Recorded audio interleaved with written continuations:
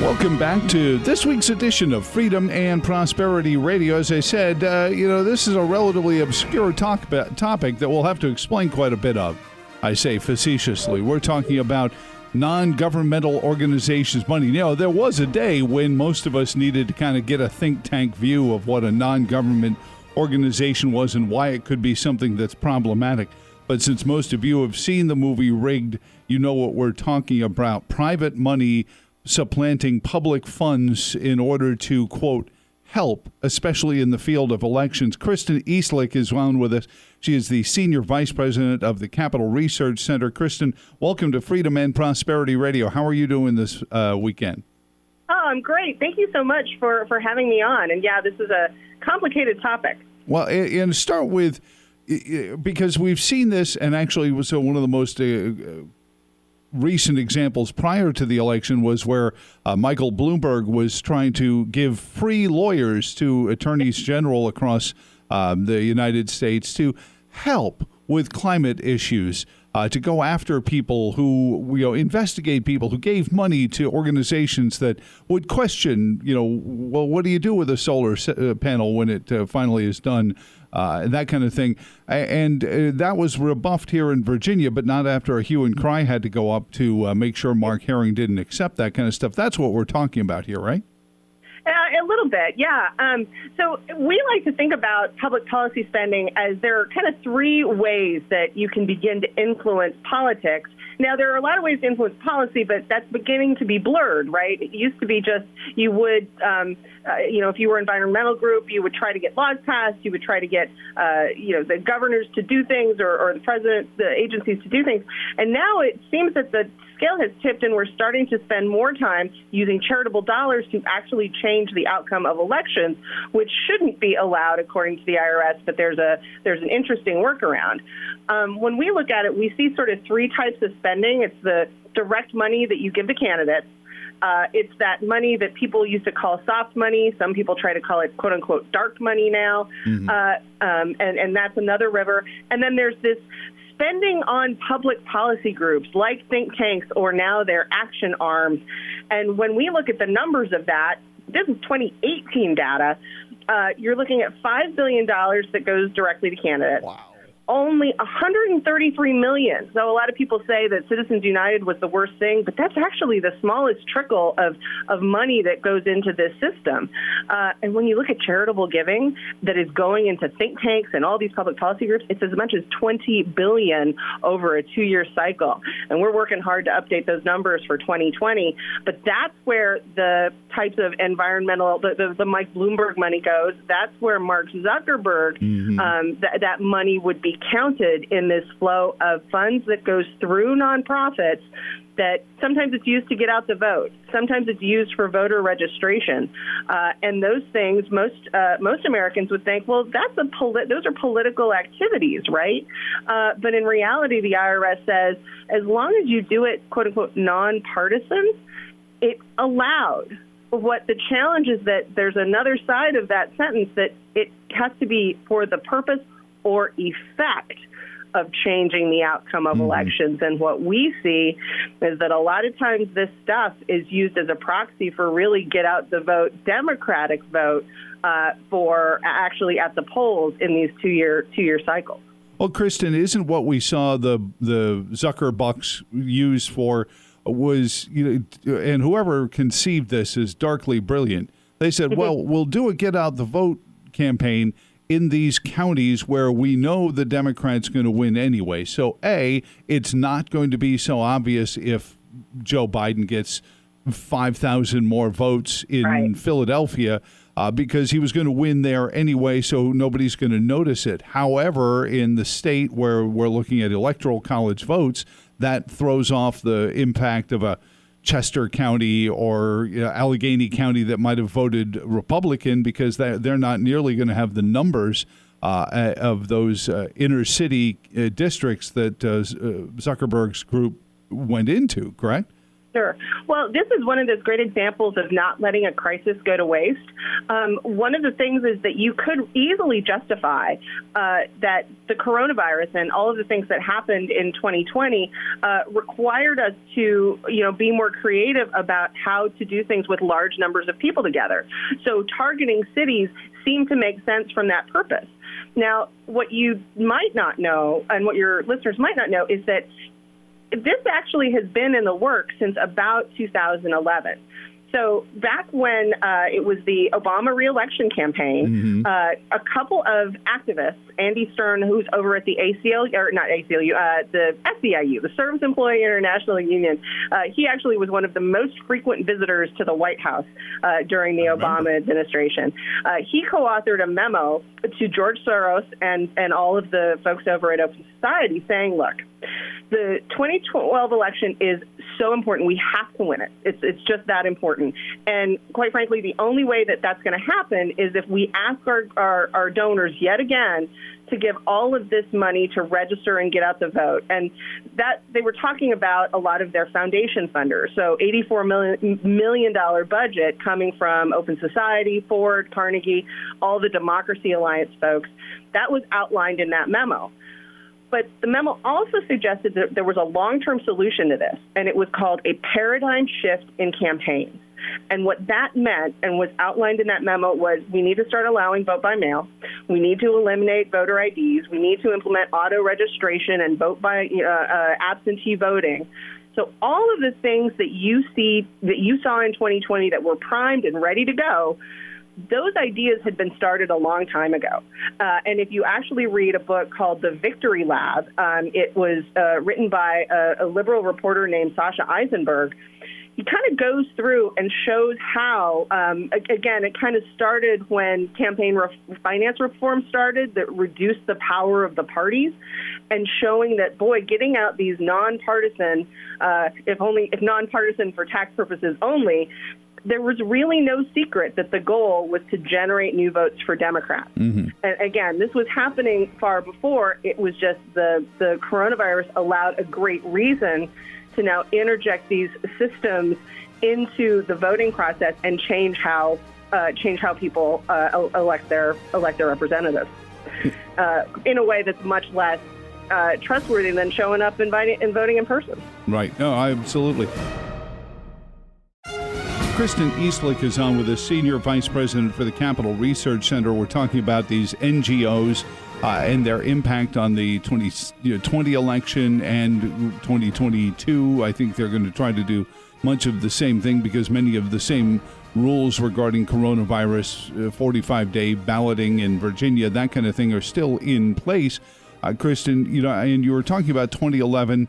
We read Donna Brazil's autobiography in which she described the shock that she found the DNC was bankrupt after the Obama reelection campaign. So apparently Mitt Romney was a much more formidable force than it came out looking at the end, because it certainly seems like they pushed all the chips into the middle in an effort to keep President Obama in office. And then Eric Holder, you talk about that agenda, that memo. Eric Holder goes off and leaves the Attorney General's office and has been since then leading the charge on those very reforms. Right. All the he's been heavily involved in the National Redistricting Democratic Committee, which they started actually in 2020. With the census process, there were a number of groups that began in earnest. Again, these are nonprofits that are funded through charitable dollars. You get your tax deduction if you give to these groups. They started by recruiting individuals to report more of their numbers to the census. And I think we even found, I could get my site wrong on this, so I apologize, but I think that the NPR recently published that sampling studies now show that cities were much higher counted in the last 2020 cycle, and that there are a few states out there that should have received an additional congressional district due to the fact that they really didn't have the type of real distribution of census counts that they should have had in the 2020 cycle. And a lot of these groups were very active in cities trying to get people to register for the census prior to even getting out the vote, which was all designed to affect the 2021 and further redistricting efforts that are going on at the state level, which ultimately haven't been quite as successful for the Democratic Party as they thought. The 2020 elections, in some cases, weren't as successful down ballot as there was an expectation that they would be. Oh, certainly, and that was the first red flag about some of these NGOs was, hold it, Pennsylvania lost some Democratic Congress people, but Joe Biden carried it. How was that? It was the worst case of coattails. It's like he's wearing a windbreaker with no coattails. Kristen, and I remember when Karl Rove in 2001 was gleefully telling everyone, it really comes down to like 4 or 5 counties in the United States. And if you win those, you win the electoral votes in those states. And I remember thinking, gosh, that's a craven way of looking at it.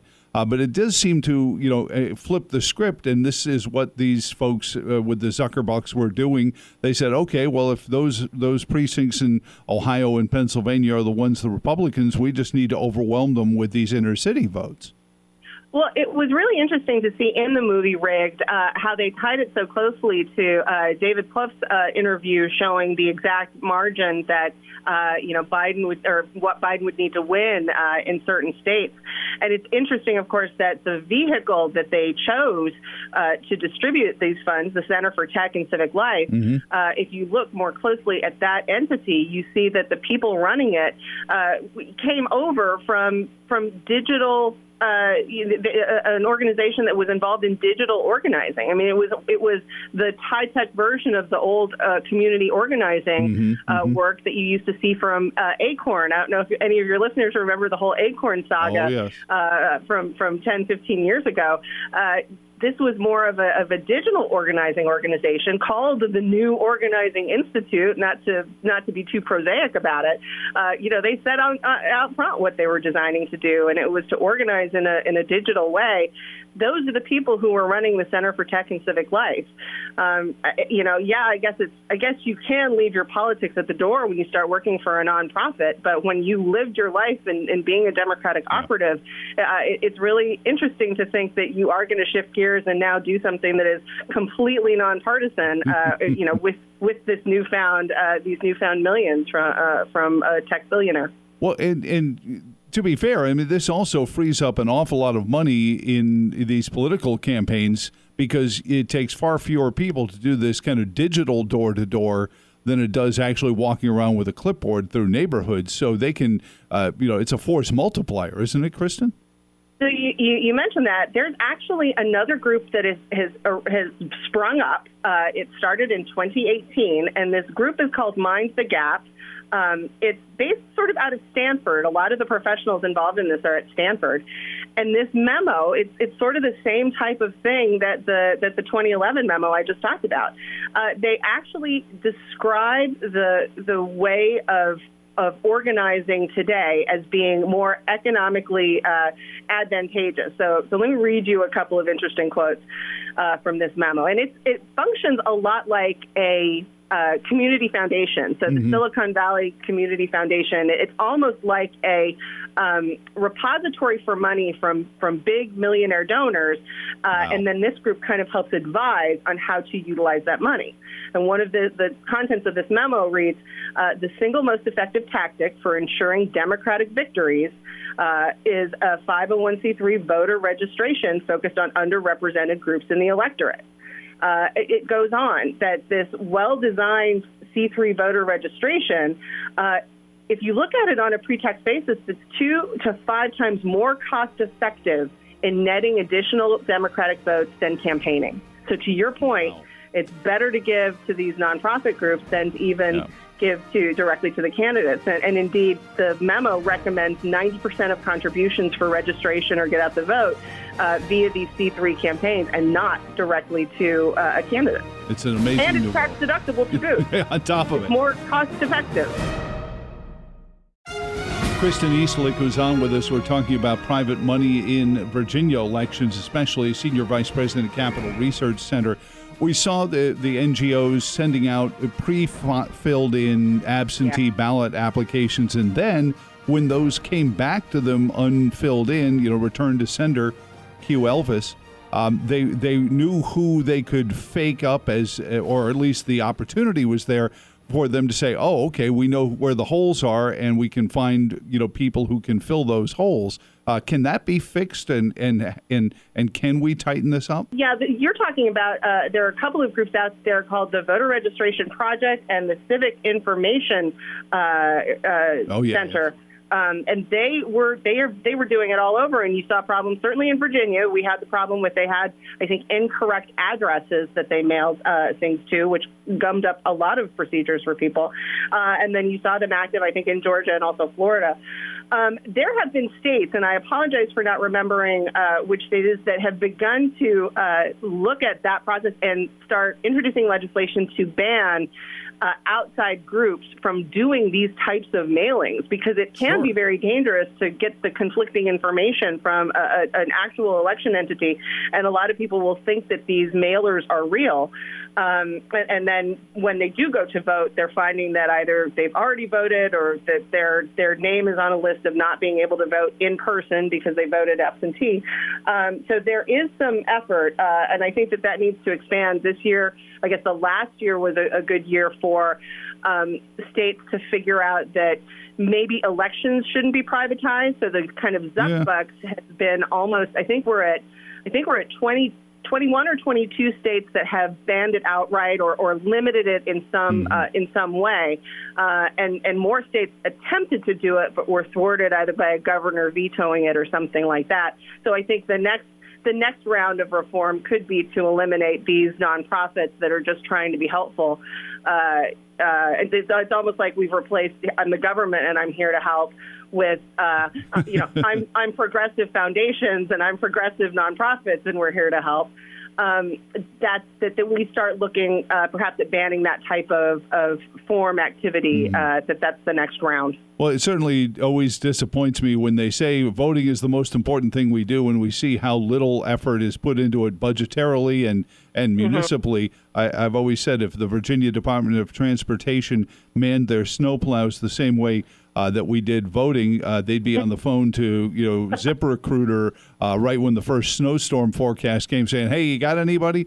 We need a more permanent answer towards election officials and things like that, so that we're not looking for part-timers and one-offers for that, because I think it opens us up to that. But so with 2022 on the way, Kristen, last one for you.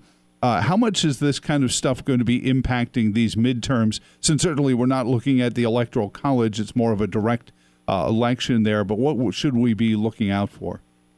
Sure. I do think that, they are continuing to look ahead at the process of elections and continue to rely on that. There have been efforts by the Biden administration, and this certainly could happen in 2022, but it's really more designed for the 2024 cycle, to start federalizing some of this get out the vote efforts by using state agencies, whether it's agencies that work closely with the Department of Health and Human Services, the agencies that work with the Labor Department for work centers, and have them be responsible or work closely with the White House on, registering people and that get out the vote component. So taking all of the things that happened at the local level and having it done through state agencies.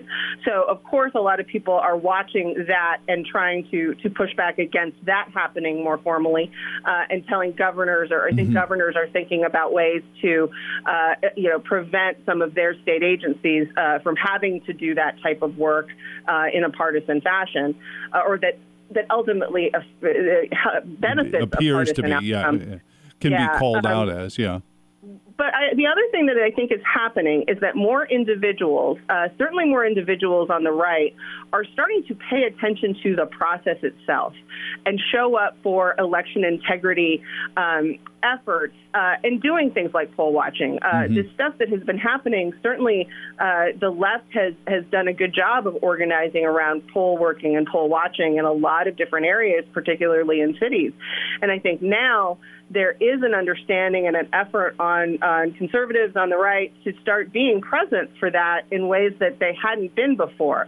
That's something that just showing up can make a difference, because having representatives from both parties in a poll center that can only help with the transparency. Right. That can only help with the process, because you should just be calling balls and strikes on this. The voters should be electing who they want to elect. And people should be there to just make sure that the process goes smoothly. It can even be a well-intentioned election, and yet mistakes could happen. If both parties are present, it makes it likely that there will be an equitable outcome to whatever that happens, whatever situation happens in that poll center. And certainly 45 days of voting is a Herculean task to do that. It's hard. The Youngkin campaign and the Republican Party of Virginia, went above and beyond, and hopefully they can continue to man that until we can tighten up the 45-day voting.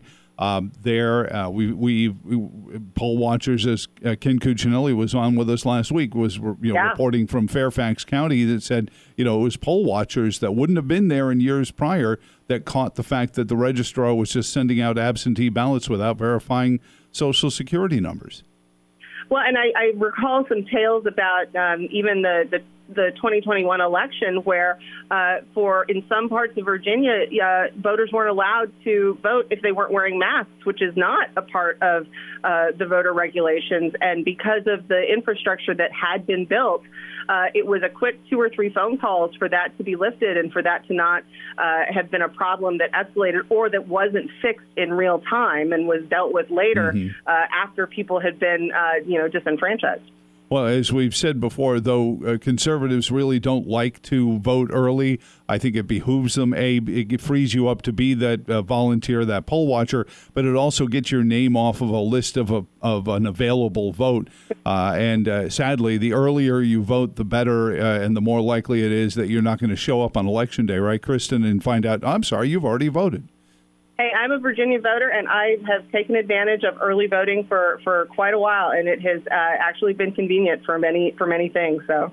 Well, I know that I've had to do it for my job because I'm usually the one covering the election, so it makes Election Day a little more hectic if I have to actually get to the polls. But we had these processes. We were allowed to go into Kroger. We couldn't go into a polling place, though. It's something we have to get back on the beam and learned how to deal with. What are you working on right now at the Capital Research Center, Kristen? So we are still working on looking at these politicized nonprofits and seeing how this is shifting through. We're trying to look ahead to see what is going to happen in the 2020 election cycle, and we're starting to work on some FOIAs to see the new version of CTCL's project, which is the U.S. Excellence in Elections Administration, so we're working on that now.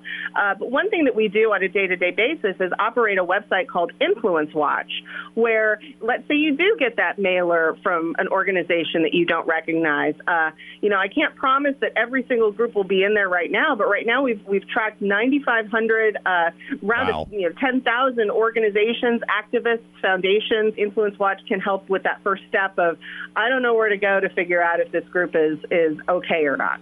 Well, thank you so much for everything you do. Kristen Eastlick, capitalresearch.org.